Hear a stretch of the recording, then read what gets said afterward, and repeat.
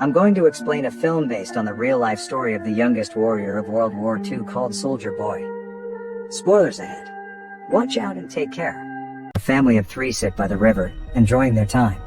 The youngest of them, Sergei Ilyashkov, boasts to his elder brother and mother about him being on top of a tree, when suddenly, German fighter jets fly overhead.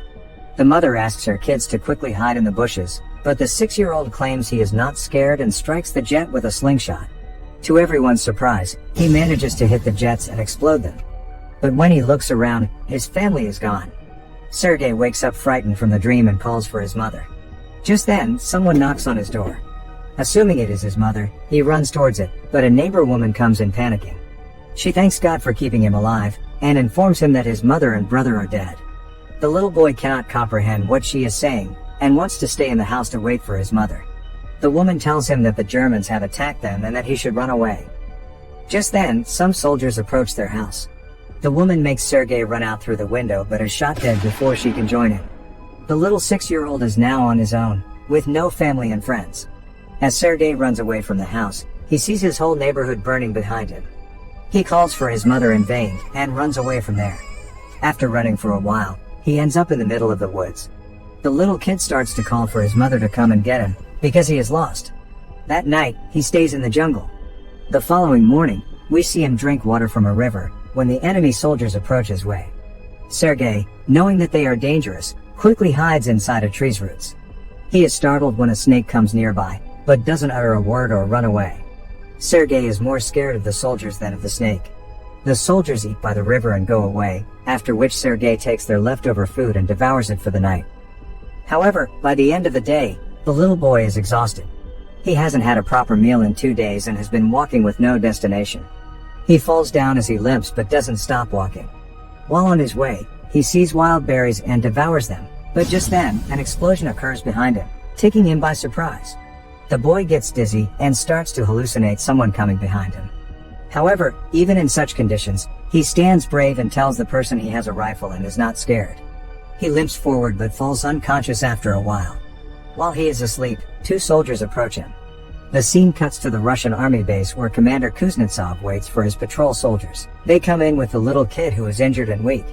When the soldiers claim they are on his side, the little boy opens up and introduces himself. The soldiers laugh when the kid shakes his hand with the commander, suggesting he introduce himself too. The soldiers feel affectionate with the little kid, and circle him around. They make him drink water and feed him. Even the otherwise cold commander takes care of the kid. A nurse named Katya dresses Sergei's wounds, and is charmed by his personality too. The kid asks her to draw a tank on his wounds, because he wants to be a soldier when he grows up. Even the injured soldiers talk to the kid, and feel lighter. Sergei is fascinated with the commander's gun in his badge. The commander too answers all the little boy's questions, and lets him play with his honorary pistol after taking the bullets out. Sergei shows him the tank drawn on his stomach, and boasts about being a soldier himself. The boy is healing very quickly. The nurse Katya asks the commander to let the boy stay with the battalion, but he disagrees, claiming that it won't be safe. He wants to send Sergei to an orphanage. The soldiers spend all their free time with Sergei. He is visited by many throughout the day. They bring him food sent by their families from afar, and even let him play with their binoculars. One day, a soldier goes to the commander to ask him to let the boy stay with the battalion. The soldiers have grown a close connection with the kid, and think of him as their own. His presence takes the weight of war off their chest. However, the commander is adamant about sending the boy to the orphanage, for his own safety. The following day, the enemies attack, and many soldiers are hurt. A vehicle comes to fetch Sergei to take him to the orphanage. The commander breaks the news to the kid, and gives him a wooden honorary pistol as a gift. The boy in turn hugs him, claiming that he is scared for the commander's safety. The commander melts in his embrace, and changes his mind. He asks Sergei to stay with the soldiers as his son. That night, the soldiers look for little soldier clothes for the little boy. They are over the moon to have Sergei stay with them. The commander wakes Sergei up and gives him the clothes. He wears them and runs around, looking like a real soldier. The others start calling him their little soldier boy. As the kid runs around, the Germans launch an air attack on the battalion. The soldiers quickly take Sergei to a safe place and fight the others. The number of injured soldiers grows rapidly. Sergei wants to make himself useful, so he brings water to thirsty soldiers. One of them asks him to read a letter sent by his family because he has a bandage over his eyes. The little boy wants to help, but doesn't know how to read. He takes the letter and starts making up the things written on it, claiming that the soldier's cow is safe back home. When the soldier says he doesn't have a cow, the others tell him to go along with the story and laugh. He reads everyone else's letters in the same fashion and cheers them up. In the following scene, we see Katya and the commander talking. The two seem to be attracted to each other, but do not confess their feelings. Later, Sergei tells the commander that he is of the orderly position in the battalion and starts introducing himself as one. However, the boy then sees one of the soldiers stationed destroyed from the attack. The commander teaches him to take his hat off to pay respect to the dead soldier. The next day, he insists the commander give him a mission and is given a task to distribute the letters among the soldiers. He completes his task efficiently and even makes the soldiers dance for him. The following day, Sergei goes a little far from the base with his binoculars. As he is playing with it, he sees someone's leg moving from inside a haystack. He rushes back to the battalion and tells the soldiers about his findings. The soldiers are skeptical, but go with the boy anyway. When they reach near the haystack, they are alerted to see two German spies hiding underneath. The spies are arrested, and the kid is praised for his intelligence. That night, the commander shows Sergei the legal papers for his adoption.